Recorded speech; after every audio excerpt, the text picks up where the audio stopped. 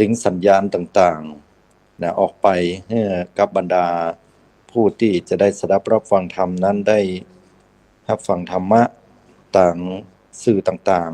ๆหลายๆสื่อด้วยกันก็ขออนุโมทนาขอบคุณมาณโอกาสที่นี้โดยที่สาธุชนญาติโยมเมื่อสดับรับฟังธรรมแล้วก็สามารถโทรเข้ามาร่วมในช่วงท้ายรายการแต่ในวันนี้ก็คงจะเป็นกรณีที่พิเศษเนื่องจากว่าการส่งสัญญาณนั้นค่อนข้างมีปัญหานะฮะก็อาจจะไม่ได้โทรศัพท์มาได้โดยตรงเพราะว่าใช้ไลน์ในการสื่อสารอยู่ณขณะนี้แต่ว่าท่านทั้งหลายก็ยังสามารถติดตามรับฟังรายการได้โดยเป็นปกติณเวลานี้ถ้าหากว่าคลื่นอาจจะบ่ค่อยชัดเจนหรือมีขาดไปพ้องก็ต้องขออภัยโดยเนื่องจากว่าอาจจะมีความบ่เสถียรของทางด้านอินเทอร์เน็ตก็อาจเป็นได้เนาะแต่ถึงยังได้ก็ตามก็จะจัดรายการนี้ให้ดีที่สุดเพื่อที่ญาติโยมจะได้รับฟังธรรมไปตามลำดับด้วยกันเนาะสาธุชนญาติโยมทุกท่านเจ้าวันนี้มาปะกันก็เป็นเจ้าที่ใกล้ที่จะได้ออกพรรษากันแล้วเนาะออกพรรษาลาพระใกล้มาถึงละก็ศีลหน้าศีลหน้าที่หน้านี่ก็คงจะเป็น ช่วงเวลาที่เราท่านทั้งหลายได้เข้าสู่ช่วงของใต้ๆแห่งการเข้าสู่การจำพรรษาของพระสงฆ์องค์เจ้าพระสงฆ์องค์เจ้าที่เพิ่นได้สมาทานว่าจะอยู่ณสถานที่หนึ่งเป็นเวลาอยู่3 เดือนด้วยกันนั้นเพิ่นก็จะได้ลาวัดของเปิ้นนะแล้วก็มีกิจกรรมอย่างอื่นในด้านพระพุทธศาสนามากมายรวมถึงในเรื่องของช่วงเวลาแห่งกฐินทานที่หลายๆวัดได้จัดเป็นประเพณีนิยมหรือว่าต้องการอานิสงส์แห่งกฐินเหล่านั้น ก็สามารถที่จะปฏิบัติตามที่พระบรมราชานุญาตที่พระพุทธเจ้าได้ทรงตรัสไว้อันนี้ก็เป็นที่น่าอนุโมทนากับบรรดาทุกท่านทุกคนสำหรับในวันนี้นั้นก็ค่อนข้างที่จะตะกุกตะกักพอสมควรเนาะอาตมาภาพก็เลยว่าจะได้เหี่ยวก็จะเทศธรรมเทศธรรมพื้นเมืองให้บรรดาศรัทธาญาติโยมได้ฟังกันแล้วกันนะเพื่อเป็นหลักธรรมะคำสอนให้กับบรรดาสาธุชนญาติโยมได้สดับรับฟังกันทีนี้ก็กำลังเปลี่ยนตอนแรกก็ว่าจะชวนญาติโยมเนี่ยได้มาฝึกการปฏิบัติธรรมซึ่งเป็นความดับทุกข์ได้อย่างแท้จริงและก็ดีงามเหมือนกันแต่เนื่องจากว่าการสื่อสารต่างๆนั้นอาจจะเปลี่ยนไปก็เลยเปลี่ยนโปรแกรมให้สักเล็กน้อยหนึ่งเนาะศรัทธาญาติโยมสาธุชนทุกท่าน ในช่วงเวลาดังกล่าวนี้ก็พอดีมาพืชหันธรรมเมืองก็จะเทศให้ศรัทธาญาติโยมได้ฟังธรรมแบบพื้นเมืองไปก็ตามเวลาที่จะได้รับฟังกันเนาะเสียดายว่าวันนี้นั้นบ่ได้สนทนากันบ่ได้โทรเข้ามาก็บ่แน่ใจว่าโทรเข้ามาแล้วเนี่ยคงจะบ่ติดนั้นเพราะว่าใจลายในการสื่อสารอยู่เนาะเอาละมาพอทำเมืองก็อยู่ใกล้ๆมือเนี่ยประทำอยู่บทที่ผูกด้วยกันที่จริงก็ตั้งใจว่าจะเอาอานิสงส์เทศธรรมมหาชาติได้มาเทศแบบภาษาธรรมยองล้านนาของเฮาให้ฟังแต่เนื่องจากว่าสหาธรรมบ่ปะประเดี๋ยวนี้มันให้อยู่ไกลมือหน่อยแต่ก็เอาเป็นว่าน่าจะเป็นเรื่องของธรรมพื้นเมืองฉบับอื่นให้กับบรรดาศรัทธาญาติโยมได้สดับรับฟังกันแล้วกันเนาะเอา เป็นธรรมเรื่องราวหรือว่าเป็นธรรมพื้นเมืองที่ทำให้ศรัทธาญาติโยมนั้นได้อยู่ดีมีสุขนะก็คงจะเป็นธรรมสำหรับการได้เป็นธรรมง่ายๆนะทำขึ้นบ้านใหม่ทำสืบชะตาเมืองอย่างต่างๆเนี่ยเพื่อเป็นสิริมงคลก็ถือว่า ญาติโยมผู้ฟังจะได้รับความเป็นสิริมงคลละกันเนาะอันเอาตามนี้นะญาติโยมทุกท่านทุกคนเนอะถ้าจะได้ก็ต้องขออภัยญาติโยมไว้ณโอกาสนี้โดยแต่สัปดาห์หน้านี่ก็จะดีขึ้นแน่นอนเลยเนาะเอาละขออนุโมทนากับขอบคุณอนุโมทนาหลวงพ่อหลวงพ่อครูสมุวิศวัตรนะครับได้แก้ปัญหาดีมากๆเลยเพราะว่าท่านบอกว่าเอามาตั้งลายเลยก็ได้อีเนาะโอ้เพิ่นหันความสำคัญถึงญาติโยมหมู่เฮาที่รอฟังกันนะต่อมาเองก็ว่าโอ้สัปดาห์นี้ถ้าอย่าบ่ได้เทศให้ละแต่ก็ยังได้เทศอยู่นะฮะเพราะว่าขัดข้องทางเทคนิคนิดหน่อยเดี๋ยวสัปดาห์หน้านี้จะปรับปรุงให้ดีขึ้นเลยเนาะเอาละต่อไปก็ญาติโยมทุกท่านก็ลองสดับรับฟังธรรมแบบพื้นเมืองนะพอดีหันธรรมอยู่ใกล้ๆนี่มันเป็นธรรมจยะตังเจ็ด ที่จริงก็ไม่ได้เป็นเรื่องอย่างนักหนาเป็นเรื่องของการทำบุญทำบุญสำหรับผู้ที่สะเดาะเคราะห์สะเดาะนามตกคึดตกจาเป็นโรคภัยไข้เจ็บเป็นการสืบมูลาชะตาสืบชะตาบ้านชะตาเมืองชะตาวัดวาปุ่นไหวนะเขียนไว้ที่นี่อาตมาก็จะลองเอามาเทศน์ให้ญาติโยมศรัทธาญาติโยมฟังเนิดแต่ว่าการเทศน์เนี่ยที่จริงก็มีครูบาอาจารย์หลายตนเปิ้นเทศน์ทำแบบล้านนาเนาะ ทำเมืองล้านนาที่น่าฟังเทศน์ละเมาเอาใจม่วนงันสันเล่าก็มีบอกขี้ตนนะฮะที่เทศน์ทำยองเนาะอาตมาวันนี้ก็เลยขอเทศน์เป็นสำเนียงทำยองกันละกันผิดพลาดยังได้ก็ขอขมาอภัยครูบาอาจารย์ทุกตนด้วยนะครับ นะโมตัสสะภะคะวะโตอะระหะโตสัมมาสัมพุทธัสสะโอเรนตวาสะมิติงสะปัญญามิโยพัญญาตวาสะปากิเลสะสัมมาสัมพุทธิงอาโนตารังสักกานังอาติสักโกอาติพระมาอาติโลกะนาโทภากวาติลาธัมโมกรณิพายาควันทตาอโหสิสัมมาสัมพุทโธพุทโธสติมโตภากวาอันว่าพระพุทธเจ้าวิชาจารณะสัมปันโนอันปินติจังติปึงแก่โลกทั้งสามได้สังวาสสวา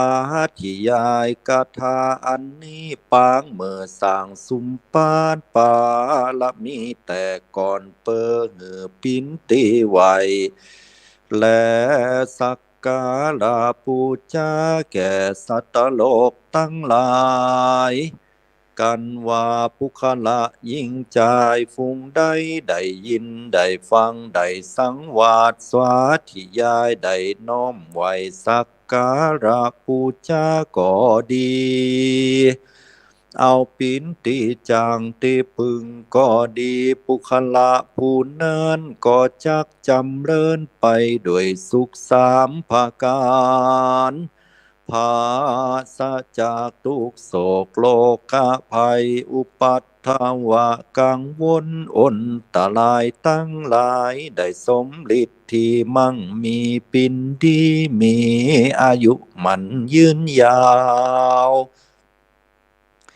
มีแต่สุขบ่มีตกโศกทุกข์สังสักอันและดังจากวิสัจนาไปหนานิเตอโมนินโตอันว่าพระพุทธเจ้าตุนพาเสดกว่าโลกทั้งสามปาหุงสหัสสมาพินิมิตาสาอันผจญผาแป้ยังพยามาลาธิลาดและเสนามานตั้งหลายใจยะมังคลานิอันว่าใจยะมังคลาภาวันตุจุงมีแด่ตันเตอ มุนินโตอันว่าพระพุทธเจ้าตุนพระเสดชิตวาผจุนผาแป้แล้วยังอาละวะกะยาภูอันปินเสนาบดีแห่งท้าวเวสสุวรรณมาราติเลอันยิ่งกว่าพญามารจยะมังคลานิอันว่าจยะมังคลาตั้งหลายภาวันตุจุงมีแด่ตันเตมุนินโตอันว่าพระพุทธเจ้าชิตวากอพจุนผาแป้นาลาคิเลกชะวารังยังจ้างอันปินโตให้อันเตวตัดหากปล่อยมากระทำให้พระพุทธเจ้าและพระสังฆะทั้งหลายจยะมังคละภาวันตุจุงมีแด่ตันเตมุนินโตอันว่าพระพุทธเจ้าชิตวาก็ผจญผาแป้อังคุลิมาละวันตวาอย่างองคุลิมานโจรให้อันจักกะทำให้มาตาแห่งตนอุคิตาคาตาจยะมังคละภาวันตุจุงมีแด่ตันเตโมนินโตอันว่าพระพุทธเจ้าชิตวาก็ผจญผาแป้ตังทุทาวาจะนั่งยังถอยกรรมอันหยาบจ้าจินจายะแห่งนางจินจามานาวิกากาตวานาคาตอันเอาไม่กอมต้องปิ้นดังมารใส่ให้พระพุทธเจ้าพญาอินตาเจ้าฟ้าเนรมิตปินหนูลงมาจูจอยใจยะมังคลานิอันว่าใจยะมังคลาอันดีขอจุงมีแก่ตันเตมุนินโตอันว่าพระพุทธเจ้าชิตวาก่อผจญผาแป้ตังมหาจะนังยังหมู่คุณอันมากนักอาเตอันทาผู้ตังอันมืดโมสังสัจจังวิหายามติสัจจะอันเหละเหยังสัจจะอันกล่าวกรรมทิฏฐิว่าขันหาปินอัตตาอัตตาคือโตตนหือใดหู้แจ้งดังพติตคือพยาปัญญาใดสละยางทิฏฐิจยะมังคละอันดีจุงมีแด่ตันเตโมนินโตอันว่าพระพุทธเจ้าชิตวาก็ผจญผาแป้นันโทปนันทังนากะราชาพุทธตังยังเทนเลนาอันหาพยาปัญญาบ่ได้เนลมิตกายบทบังพระอาทิตย์กันกลางบางหุนตั้งอันพระพุทธเจ้าจักสละเด็จเมื่อสุตาวติงสาจยะมังคลานิอันว่าจยะมังคลาทั้งหลายภวันตุจุงมีแด่ตันเตโมนินโตอันว่าพระพุทธเจ้าชิตวาก่อผจญผาแป้แล้วตังพลังภากะมหาภูมิตุนนั้นทุกขาหาทิฏฐิอันถือยังมิจฉาทิฏฐิพุจจาเตนะอันว่าพยาภูมิวิสุทธิปินภูมิปาลิสุทธิจุติมิธิอันลุ่งเริงสุทัตถะหัตถังเสมอดังมีไม้ไต่ส่องแจงด้วยเตจะแห่งตุนาภิธานังยานาคะเฮ นาวิธีนาโดยวิธีมนต์และยาอันตกแต่งโดยพยาใจยามังคลานิอันว่าใจยะมังคลาทั้งหลายภาวันตุขอจุงมีแด่ตันเตโยนาโลอันว่าปุคละผู้มีพยาปัญญาได้ยินได้ฟังยังธรรมพุทธาภาหุง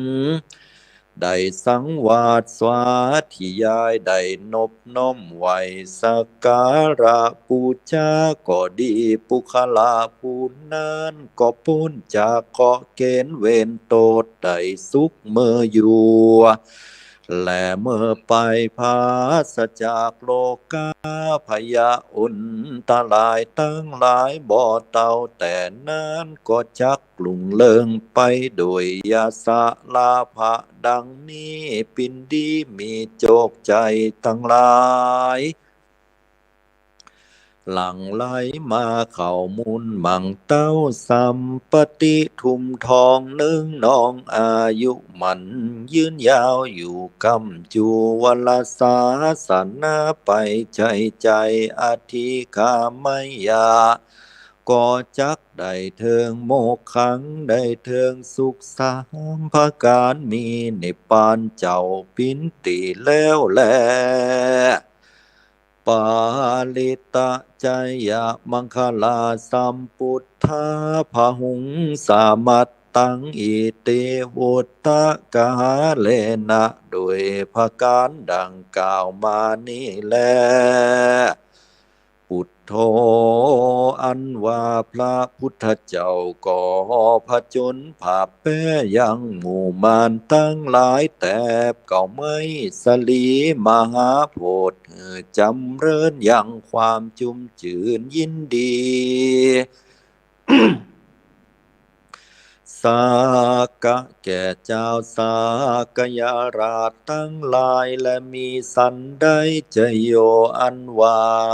ความผจญจนะภาพแป้คาสักจุงมีแด่ตันตั้งหลายแด่เตอ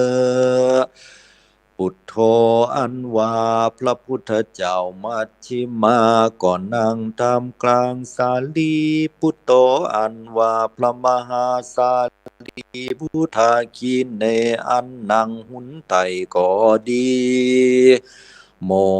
คัลลาโนอันว่ามหาโม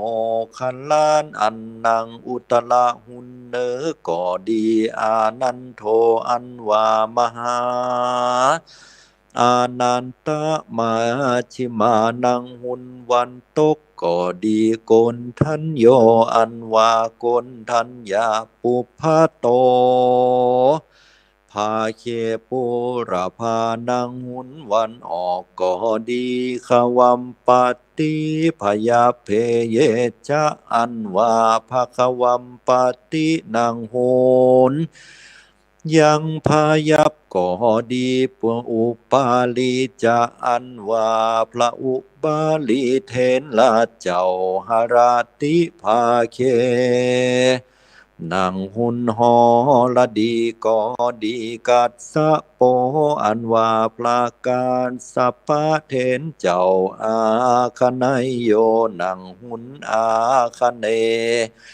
ก็ดีลาหุโลเจวะอันว่าพันลาหุนเทนอีสานเนนังหุนอีสานก็ดีอาหารพระอริยเจ้าทั้งหลายฝูงนั้นเต้นยอมปินพายพุทธาใจยะมังคละแลโยปุคโลอันว่าปุคละผู้ใดหูแล้วได้นบน้อมไหวสักการะปูชาเสริงพระอริยเจ้าทั้งหลาย โสปุคโลอันว่าปุคละผู้นั้นตุโคนิลุทธะโวจักหาตุกและอุปาทวะกังวลอนตลายตั้งหลายบ่ได้สักเตอแล ยอมมีเตจาลิทธิมากนักโหนตุสาปตาก็มีในกาละทุกเมื่อแลมายาโสทิเตโหนตุสาปตาอันว่าความสดสดีจุงมีแด่ตาในกาละทุกเมื่อแลปุญญาณิลาคัมตุภวังอันว่าบุญทั้งหลายจุงหักษาอย่างตันเตอปุญญาณิปะลายันตุสาปสิทธิภาวันตุเตอันว่าความสวัสดีสมฤทธิและบุญทั้งหลายจุงมีแด่ตันเตนะโมเมปะทุมุตตะโรอันว่าขียาอนนบน้อมไหวเสิงพระเจ้ามุตตราปุกพายังหุนวันออกนะโมเม เลมะโตอากาศนโยอันวาคียาอันน้อมไหวซึ่งพระเจ้าเลวัติอาคานโยหุนอาคาเนและนะโมเมกัสสะโปปุทโธเสริงพระเจ้ากัสสะปาทาคิในหุนไตและนะโมเมมังคโลชินโนขียาอันนบน้อมไหวแห่งข้าเสริงพระเจ้าสุมังคละเนหัลลาติจะในหุนหอละดีนะโมเมสิกขีเจวาปัจฉิเมขียาอันนบน้อมไหวซึ่งพระเจ้าสิขีหุนวันตกแลนะโมเมเมทังกัลนาทาเกสาพายาเพขียานบน้อมไหวซึ่งพระเจ้าเมทังกรณาในหุนพายับแลนะโมเมสลีสักายะมุนีเจวะอุตาเลขียาอันนบน้อมไหวแห่งข้าเสริงพระเจ้าสลีสากยะมุนีหุนเนนะโมเมทิปังกโรชิโนอิสานเนขียาอันนบน้อมไหวซึ่งพระเจ้าที่ปังกรณะในหุนอีสานนะโมเมกะกุสันโธขียาอันนบน้อมไหวเสริงพระเจ้ากากุสันทาปาทวีหุนแผ่นดินตั้งมน นะโมเมสรนังกโรชิโนอากาเสขียาอันนบน้อมไหวซึ่งพระเจ้าสรนังกโลในเบื้องต้นหุนอากาศเอเตปุทธาอันว่าพระพุทธเจ้าตั้งหลายฝูงนั้นตาสะอิสาในติสะตั้งสิบปูชิตวาเตวะมนุษย์สานังอาควรปูจาธรรมกลาสัจฉะเหตุปินพยาแก่ธรรมตั้งหลายโลกพยังโสกานัตถิอันว่าพยาตโลกาตั้งมนขอหายใดแลเตพุทธาอันว่าพระพุทธเจ้าตั้งหลายฝูงนั้นเขมังสัมปติทายกังตุขะโรคาพยังสาสังเตนย่อมสมฤทธิอันสุขเสมใจเหระงับหับไปยังสัปปะตุกสัปปะพยาตสัปปะสัทธารูขาศึกตั้งหลายวินัสสันตุจุงหายไปเสียงเตอ ยาเนสีเลนะสัมมาเมนะทะมานาด้วยญาณะและศีลอันสำรวมอินทรีย์ได้หักษา อนุลากันตุมังยังผูขาอโรคะเยนะสุเขนะจะโดยอันหาโลกาพยาธิบ่ได้อันหืออยู่ยินปินสุขปาลมิโยโดยอนุภาวะอนาคาตัสสะเมตไตโยยาสะชิโนมาละเสนาปรายันติทิสาอันว่าพระพุทธเจ้าอันจักมาไปหนาตุนชื่อว่าอริยเมตไตรตุนมียาสะมากนักอันว่าเสนามานตั้งหลายก่อไปนี้ไปสุติสะน้อยใหญ่ก็กลับหายไปบ่เสสลอก็มีแลสัพพะพุทธาพุทธาเวนะสัพพะธัมมานุภาเวนะสัพพะสังฆานุภาเวนะโดยภาวะอานุภาพแห่งพระพุทธเจ้าพระสัทธรรมเจ้าพระอริยสังฆเจ้าทั้งหลายอันจักหาผู้มาเพ็บเต็มบ่ได้จุงมาเป็นตีจางตีเปิงแก่ตันตั้งหลายแด่เตอแม่นว่าเกหังคือว่าหอเอินติอยู่ตีอาสไลวัดว่าอารามก็ดีอยู่บ่มูลกินบ่หวาน อันจักเกิดโดยขอเกณฑ์เว้นโตดอยู่บ่วุฒิจำเริญก็ดีโดยเตจาแห่งกุลพระพุทธเจ้ากุลพระธรรมเจ้ากุลพระสังฆเจ้าก็จักลำงับหายไปโดยขอเกณฑ์เว้นโตดสัพพทุกข์สัพพโศกสัพพโลกสัพพพยาอุนทลายทั้งหลายวุฒิจำเริญกินหวานตาลโมนกำจูศาสนาไปใจและใจยะมังกละอันว่าใจยะมังกละทั้งหลายภะวันตุจุงมีแด่ตันตั้งหลายแด่เตลาคณาเสสุละภูจาเตจะอันวาเตจะแห่งเทวดาอารักษ์และพญานาคตั้งหลายใจยะใจยังขอจุงมาจำเริญวุฒิแก่ตันเตอพระมะคณาอันวาหมูพยาภูมิตั้งหลายก็ดีใจยะใจยังจุงมาจำเริญบุตรีแก่ตันเตอพระมะคณาอันวาหมูพรหมตั้งหลายก็ดีใจยะใจยังขอจุงมาจำเริญสุขสวัสดีแด่ตันตั้งหลายตุกเมื่อเตอลาจาทิลาจาจะยังจุงพระจนจันนะเต้าคุณตุนใหญ่น้อยตั้งโมนตวังจะยะใจยังจุงมาผ่าแป้จุนพนาปัทวีสัพพะสัตตังยังสัตตั้งหลายอันอยู่เนื้อแผ่นดินในเตอสัทธาราอะระหันตปังอันวาสาทศินแห่งพระพุทธเจ้าและอรหันตเจ้าทั้งหลาย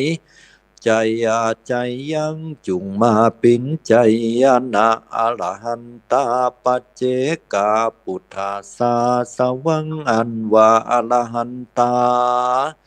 และพระเจกับพุทธเจ้าและสาวกะแห่งพระพุทธเจ้าก็ดีใจยาใจยังมเหสุลังคาโลหะดิเทวังอันวามหาไอโสนพยาหาลิตาเตวะก็ดีใจยะใจยังมหาภูมิก็ดีใจยะใจยังจุงปินใจยนะแก่อุปาสกะอุปาสิกาตุกเมื่อเตอธนะปาโลอันวาจังธนะปาละก็ดีใจยะใจยังขอจุงมีใจยนะภาพแป้คาศึกสัทธลู ในปืนสกุลลาจุมปูตุยตั้งมนจุงมีแก่อุปาสกาอุปาสิกาตุกเมื่อเตอโสธีจยาวุธิสุขาสวันสดีภวันตุเตจุงมาจำเริญแก่อุปาสกาอุปาสิกาทั้งหลายตุกเมื่อเตอโดยเตจะแห่งใจยาตั้งเจ็ดดวงผาเสดอันนิอันพระพุทธเจ้าหากสังวาสสวาธิยายปางเมื่อสุมปานสร้างสุมปานปาลมีมาแต่ก่อนแม่นอินตาภูมิยมอยากเตวบุตรเทวดาและมนุษย์ยิ่งใจตั้งหลายได้ยินได้ฟังได้สังวาสสวาธิยายบ่ขาดก็จักพ้นจากสัมปะทุกข์สัพพะโศกสัพพะโลกสัพพะภัยสัพพะเคราะห์อุปัฏฐวาตั้งหลายสัพพะโอหนตรายทั้งหลายทุกเมื่อได้อยู่วุฒิจำเริญถึงเต้าบ่มีทุกข์โศกเศร้าอันใดจะแลบ่เต่าแต่นั้นอันว่าจะยะตั้งเจ็ดดวงผาเสดนี้ผู้ใดได้สักการะบูชาบ่ขาดก็จักได้จำเริญ ไปโดยอายุปีอายุเดินอายุวันอายุยามมีอายุมันยืนยาวปุคลาผู้ใดอยู่บ่วุฒิจำเลิศมักเจ็บไข้ใดพยาธิกินยาหลายปากหาหมอมาหลายบ้านหลายเมืองบ่หูหอมหูหายคุณตั้งหลายมักจี้โตดใส่กระตำให้ใส่นาปลูกข้าวเต่าแตงปลูกโถงงาหอมขาวหอมแดงบ่งอกงามตามบ้านตามเมืองบ่ได้หน่วยได้ผลสักได้ก็ดีจากเลี้ยงงูควายเป็ดไก่และปูปลาก็บ่แพ้หลายพอกออกหลายมักจักตายโดยโรคหาพยาธิบ่มากล้าบ่ขึ้นก็โดยชะตาแห่งตุนขาดนั่นแล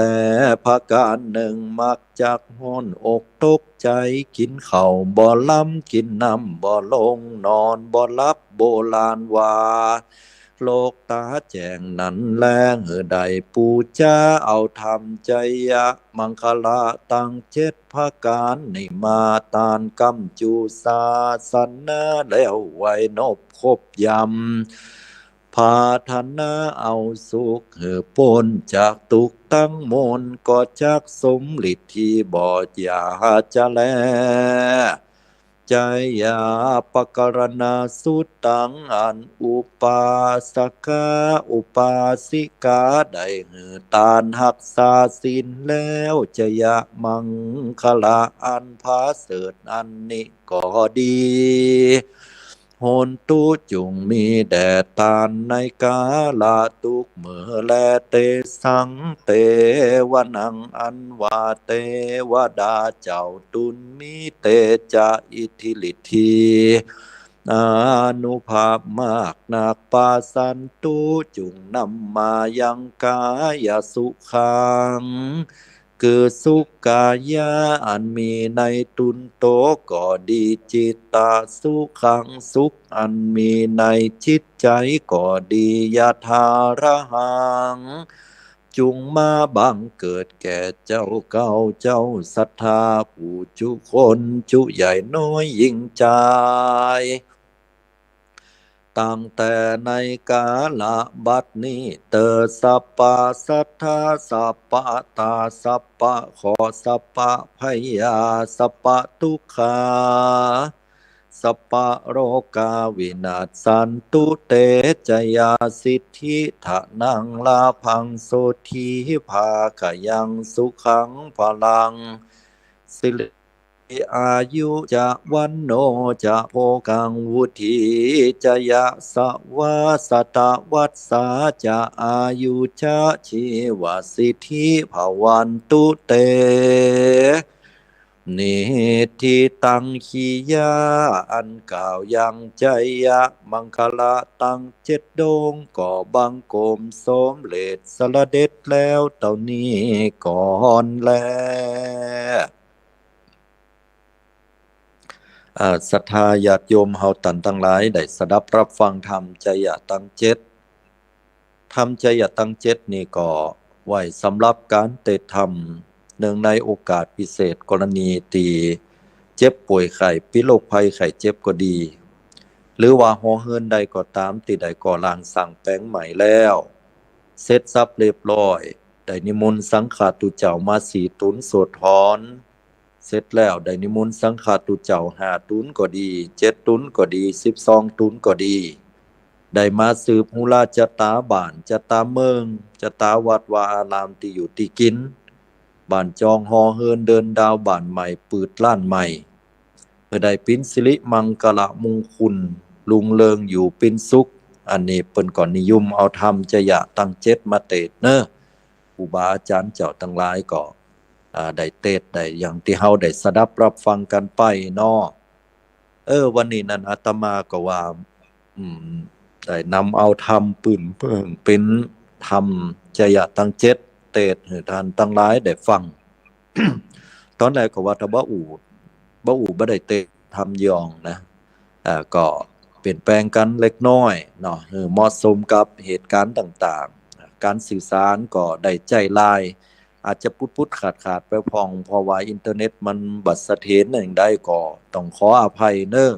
ปะหลงไม่หลงปะอุ้ยไม่อุ้ยตั้งหลายญาติโยมพุทธบริษัททุกท่านก็เข้าใจว่าคงจะโทรเข้ามาบ่ได้เนาะเพราะเนื่องจากว่าใจลายในการสื่อสารแก้ปัญหาไปก่อนเดี๋ยวสัปดาห์หน้านี่เฮาก็มาฟังกันมนต์งานสันเล่าแห่งกรรมหนึ่งเนาะอันนี้ก็ขออนุโมทนากับบรรดาศรัทธาสาธุชนญาติโยมพอนาฬิกาแล้วก็เลยแฮมเป็น20นาทีพุ่นน่ะ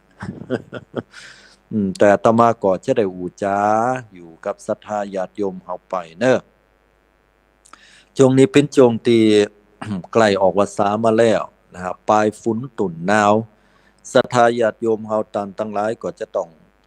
ระมัดระวังดูแลสุขภาพของเฮาให้ดีโดยเวลาต่อเมื่อไหนก็ตามน่ะฝุ่นตกก็กางจ่องไปแลฝุ่นไปแลฝุ่นมาเนาะสักล่างเตือนก็ถ้าปินวัดปินไอไปออกพอปินวัดปินไอแล้วก็เมยบ่ค่อยสบายสุขภาพก็บ่ค่อยแข็งแรงเจ็บป่วยออดแอดโอ้ซึมโมนล่ำเลอน่ะศรัทธาญาติโยมเฮาก็ขอให้ดูแลสุขภาพโดยคุณเฒ่าคุณแก่ก็เหมือนกันเด้อถ้าไปมือที่มันมืนๆนั้นได้นะแลนก็บ่ได้เอาคุณเฒ่าเนี่ยกอยมือสักลังเตือก็กินข้าวน้ำข้าวเผากันเรียบร้อยแล้วก็เวลาแต่เอวบ้านเนื้อบ้านไตก็ต้องพอดีๆหน่อยถ้าฝุ่นตกเฮาก็มื้อออกอยู่กับบ้านกับจองตัวก็เอาถ้ามื้อไปตั้งหันตั้งนี่น้อยมื้อหันนี่น้อยก็อาจจะมีอุปสรรคปัญหาหลายอย่างเนาะแต่แสงไฟบ่สว่างก็ดีปิ้นไข้คู่ก็ดีเนี่ยมืนลงไปแล้วกุ่นทะลักลงไปเนี่ยก็โอ้ได้เจ็บได้ไหม้ก็เป็นเหตุเป็นปัจจัยของเฮานั่นได้เจ็บได้ป่วยไปก็ลำบากถึงโตเฮาลำบากลูกหลานตัวแล้วคุณเฒ่าคุณแก่หมู่เฮาเน้อพี่น้องศรัทธาหนุ่มกำลำกอบก็ดีนอกจากได้ดูแลสุขภาพกายแล้วท่านทั้งหลายก็ดูแลสุขภาพจิตใจของเฮาเนาะไปหือใจของเฮานี่มันเศร้าหมองพระพุทธเจ้าทรงตรัสสอนไว้อย่างนั้นนะคือหมายความว่าจิตใจมันเศร้าหมองอย่างใดจิตใจที่ประกอบไปด้วยความโลภโลภตัณหาเอาหูจักป้อนั่นน่ะเฮาก็แก้ได้มีกรรมแก้อยู่การแก้นั่นก็คือการ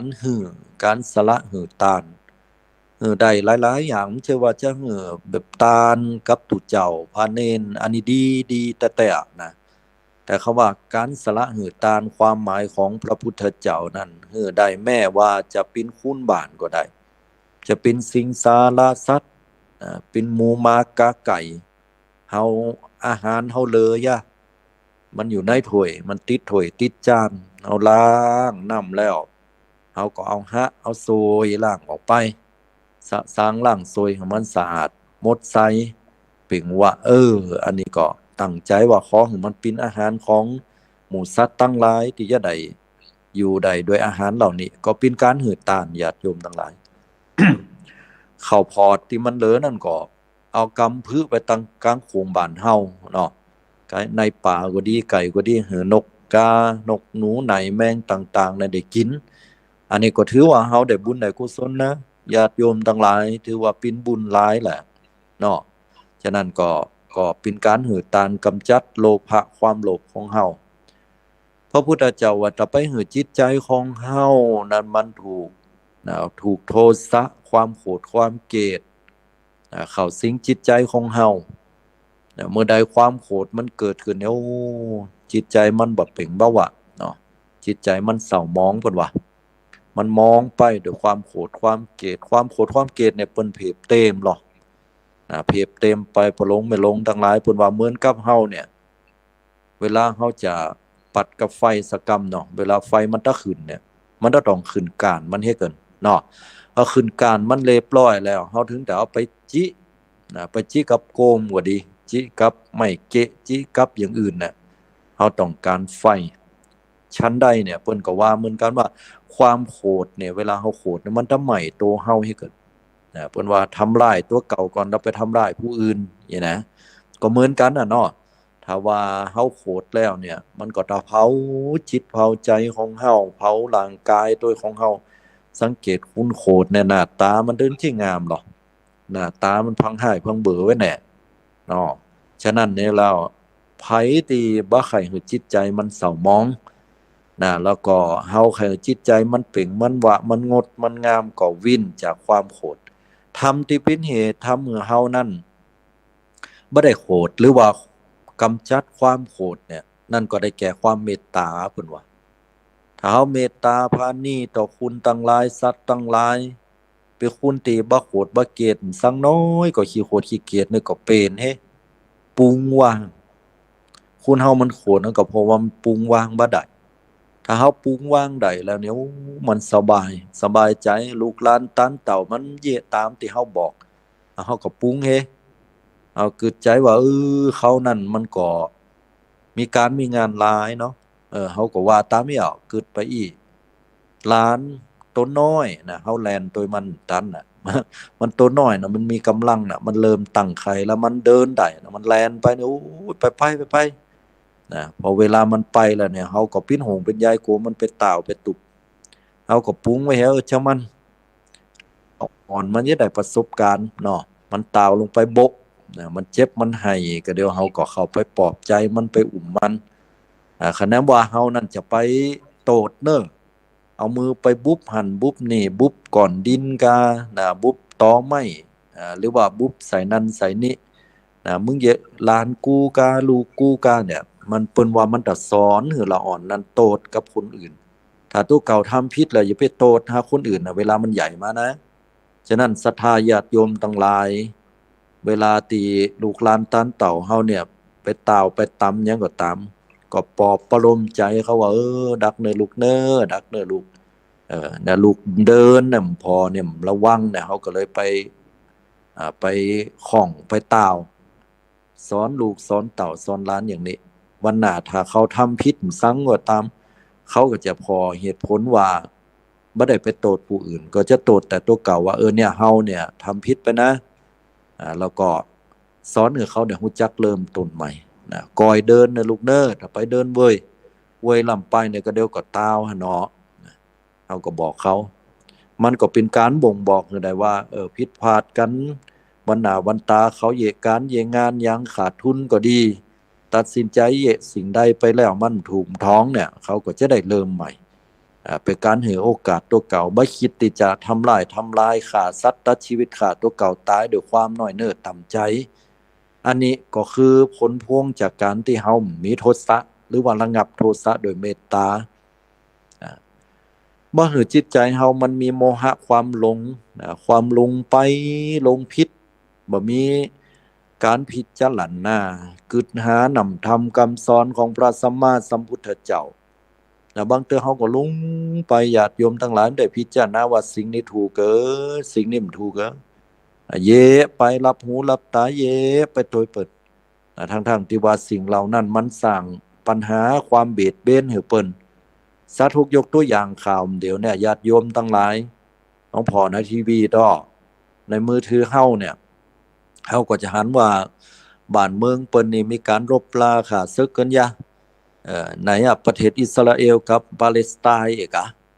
ภัยพิษภัยถูกเฮาหัวเนาะญาติโยมทั้งหลายเนาะแต่ที่แน่ๆก็คือมันเป็นการแย่งชิงที่อยู่ที่อาศัยกันโดยความเข้าใจความหันผิดกันไปถ้าคุณเฮามันมีเมตตาต่อกันเนี่ยก้อยก้อยจากันมีเมตตาบ่มีความโกรธความเกลียดพิจารณาใจปัญญาหือแจ้งใจปัญญาหือแจ้งก้อยก้อยจากันหลายๆฝ่ายมามาจากันตั้งโต๊ะมันก็จะมีแต่สันติสุขมันก็จะเกิดความสุขสงครามก็จะยุบลงเพราะว่าสงครามนี่บ่สามารถที่จะแก้ปัญหาใดด้วยการถล่มผู้อื่นหรือว่าทำร้ายผู้อื่นใดสงครามจะแก้ได้โดยการตีเข้ามานั่งกันเปิดโต๊ะกันเปิดใจและตกลงรวมกันอันนี้แหละมันก็จะยุดได้ฉะนั้นก็จิตใจคุณเฮาถ้าหากว่าก้อยเอาเหตุเอาผลเอาสติปัญญาของเฮาสติมันปอกมาให้กันแล้วพิจารณาว่าคุณตายถึงหมดถึงโมนเนี่ยพ่อแม่พี่น้องคุณก็แลนหากันคุณเป็นพ่อเป็นแม่ลูกลุดมือเนี่ยแม่มันก็แลนหาลูกให้เนี่ยพ่อลูกก็บอกว่าวากไว้ให้โดนระเบิดตายกันก็มีสังก็มีเป็นจำนวนหนักหอยเป็นดีดูล่ำกำเวนสังลำเลอเนาะเอาก็ได้แต่อวยพรเหือเนอขอเหือสงครามหรือว่าสิ่งที่ขัดแย้งกันนั่นมันหายบ่อยๆมันสงบบ่อยๆแผ่เมตตาในทางนำธรรมคำสอนสิ่งต่างๆมวลมนุษยชาติโลกของเฮาเนี่ยมันสงบลมเย็นจะไปมันมันร้อนไปมันร้อนด้วยอำนาจของความบ่เข้าใจกันมันก็จะเป็นเหตุเป็นปัจจัยให้เดือดร้อนกันเนาะฉะนั้นบ้านเฮาเมืองเฮาก็เหมือนกันเน้อญาติโยมทั้งหลายอยู่ตามศีลกินตามธรรมมีเมตตาต่อกันสังก็ตามเรื่องเล็กๆน้อยๆเต็กแก่ใส่กันก็ดีจากันแฮงไปพองก็ดีก็ไม่ต้องไปถือบางคนก็สะดุ้งตกใจเต็กแก่มาก็เดิดด่าว่าหือกันเนาะกำด่ากำแฮงเป็นกำให้ด่าโหกันให้ฝ่ายนึงก็ปึงพอใจกันก็นี่ก็ได้ทะเลาะเบาะแว้งกันเคี่ยวโหกันแล้วก็เอาเขาไว้ได้ตุบได้ตีได้ต่อยได้เขียนขากันก็เป็นอย่างที่หูสึกว่าจิตใจมันเศร้าหมองเนาะมันโมนเราต้องมีเมตตาต่อกันเมตตาพานี่หูจักเหืออภัยซึ่งกันและกันบ้านเมืองเฮามันก็อยู่ยินเป็นสุขปราศจากซึ่งการแข่งขันปราศจากซึ่งการทำลายซึ่งกันและกันไปฉะนั้นก็ขอฝากศรัทธาญาติโยมเฮาตั้งหลายไว้โดยเด้อจิตต้องใส่ใจผ่องแผ้ว ใจดีงามแล้วก็ช่วงออกพรรษานี่ก็หลายๆท่านหลายคนปวารณา3เดือนตลอด3เดือนนี่ก็ถือว่าบ่ได้ของแวะเสพสิ่งเสพติดต่างๆว่าจะเป็นเหล้าเป็นเบก็ดีอันนี้ขออนุโมทนาเด้อในบุญที่ศรัทธาญาติโยมได้ตั้งอกตั้งใจกันแล้วบางคนก็ตึก3เดือนเนี่ยออกพรรษาวันใดก็แล้วกันนะจบนะแฮมดึงแต่ถ้าบางคนนี่เปิ้นยาวไปได้เนี่ยก็ถ้าเป็นการดีเนอะญาติโยมอย่างน้อยก็ยืดเวลาให้มันไปถึงยี่ปิงลอยกระทงไปสุขภาพเฮาก็ดีไปแฮมเดินเนาะเรียบร้อยจากนั้นก็สิ้นปีก็แล้วกันโตะใจของเฮายาวไปถึงสิ้นปีสุขภาพก็ดียาวไปถึงสิ้นปีสิ้นปีแล้วก็เอาไปถึงปีใหม่เมืองเดือนเมษากันก็ยาวไปเป็นปี2ปี3ปีเฮาก็จะละอบายมุขในส่วนของ เหล่ายาปลาปิ่งต่างๆเนาะเพื่อสุขภาพของเฮาดีสังเกตเนี่ย3 เดือนนิยมลองไปจังน้ำหนักไผตีวินจากการดื่มสุราเมลัยอย่างต่างๆเนี่ยลองไปจังน้ำหนักจะขึ้นผิวพรรณวรรณะดูเปล่งปลั่งงดงามตลอดจนถึงว่าจิตใจเฮาก็ดีด้วยนะญาติโยมทั้งหลายที่สำคัญเงินในกระเป๋าก็เหลือเก็บเหลือใจแน่ฉะนั้นลองพิจารณาว่าในขนาด3 เดือนนะเฮายังมีเงินมีทองเหลือหมอเอี้ยน่ะอย่างน้อยก็4-5 ปันน่ะแต่ถ้ายาวไปแล้วมันจะเหลือเท่าใดตอนเฮาเหลือเฮาก็ได้ส่วนของกาเหล่ากะเบของเฮาเนี่ยไปจ่ายคือก็ลูกกะเต่าจ่ายเป็นอาหารเขาวนำกำกินเมก็หน้าตาจุ่มจืนยิ้มแย้มแจ่มใสเนาะอันนี้ก็ถือว่าเป็นผลพลอยได้จากการที่เฮางดดื่มสุราเมลัยในช่วงกลางพรรษาดังนั้นก็ฝากพิจารณาตัวเน้อพี่น้องศรัทธาปอออกไม่ออกเข้าทันตั้งหลายสุขภาพดีตึงกายตึงใจเนาะสำคัญที่สุดอะดูแล2 อย่างเนี่ยคุณเฒ่ามีทรัพย์อันใดที่จะดีที่สุดเงินคำกำกาสำคัญก็สำคัญอาตมาว่าถึงสำคัญแต่มันจะสำคัญที่สุดมี2 อย่าง1สุขภาพดีแต่โยมต่อให้โยมมีเงิน10 ล้านเขาออกห้องยาน่ะเนี่ย เป็นโรคนั้นโรคนี้ความดันเบาหวานเป็นโรคหัวใจว่ะเป็นโรคไขมันพอกตับว่ะเป็นโรคนั้นโรคนี้บางก็เป็นโรคภัยไข้เจ็บแห้งนั้นอันนี้โอ้ต้องยาต้องใจเงินใจคำหลายเงินคำกำกามีหลายก่อเข้าห้องยา3 วันดี4 วันไข้มันจะไปมีความสุขใดๆญาติโยมทั้งหลาย สู้เฮาบ่มีเงินหลายมอกใจมอกจ่ายได้ก็เอาอะเปิ้นได้กินเฮาได้กินเปิ้นได้ตานเฮาได้ตานแต่สุขภาพแข็งแรงอีแม่มมีโรคซักโรคอีปอมมีโรคซักอย่างบางคนก็ว่าเป็นธรรมดาคนเฒ่าก็มีพองนะแต่มันมีแล้วก็มันก็กำเริบเฮาปฏิบัติตามหมอออกกำลังกายพักผ่อนเพียงพออย่างนั้นแล้วทรัพย์สินอันใดที่อาตมาว่าสำคัญที่สุดแล้วก็ดีที่สุดมันจะเงินคำกำกะ เงินคำกำก้างนั้นดีกะเอาไว้กินไว้ใจไว้หยังต่างๆแต่ถ้าเขามีเงินแล้วเขาไปกินกูอย่างสโลโกกาแล้วเขาป่วยเขาเจ็บขึ้นมาแล้วเขามีเงินหนักเขาซื้อรถได้สั่งได้แต่เขาประมาทแล้วรถจนรถเฉี่ยวบาดเจ็บล้มตายแล้วนะเขาลองคิดดีๆว่าถ้าสิ่งที่สำคัญที่สุดเนี่ยมันจะเงินทองแต่ว่ามันเป็นสุขภาพดีสำหรับคนเฒ่าเฮา แล้วก็รวมถึงว่านอกจากสุขภาพดีแล้วเนี่ยก็สุขภาพกายแล้วก็สุขภาพจิตโดยสุขภาพจิตดีงามแล้วเนี่ยมันก็เงินมันก็ซื้อมันได้นะสุขภาพจิตดีเนี่ยมันความหมายก็คือว่าเฮาปฏิบัติใจของเฮาบ่หือโลภโกรธหลงเนาะปรุงว่างลายๆจิตใจของเฮามันก็สดใสผ่องแผ้วฉะนั้นก็ฝากศรัทธาญาติโยมเฮาตั้งหลายไว้โดยเน้อพี่น้องศรัทธาญาติโยม ทรัพย์สินเงินทองสำคัญเก็บใจเก็บจ่ายหูจักใจหูจักจ่ายหูจักหาหิมาหาได้ บัดใจจ่ายสุรุ่ยสุร่ายบะอวยบัดใจจ่ายอวยไปก่อยกินก่อยทำก่อยเยะตามที่เฮามีแบ่งสรรปันส่วนหือดีวางแผนการจ่ายเงินหือดีนะและที่สำคัญเนี่ยเฮาเจ็บเป็นยินอุ่นยังมีเงินคำกำกาเหมือนเปิ้นก็บ่ต้องไปคอยไปอิจฉาเฮามีทรัพย์สินที่อยู่กับตัวเฮาคือสุขภาพดีถึงกายถึงใจก็เอาแล้วมันจะเป็นเหตุเป็นปัจจัยให้อายุเฮามันแก่นยืนยาวเปิ้นโรยล้นฟ้าแต่เปิ้นอยู่อ่าเปิ้นมีสุขภาพบ่ดีอย่างเงี้ยมันก็แย่เนาะฉะนั้นก็ฝากศรัทธาญาติโยมเฮาตั้งหลายไว้ตัวเองเน้อ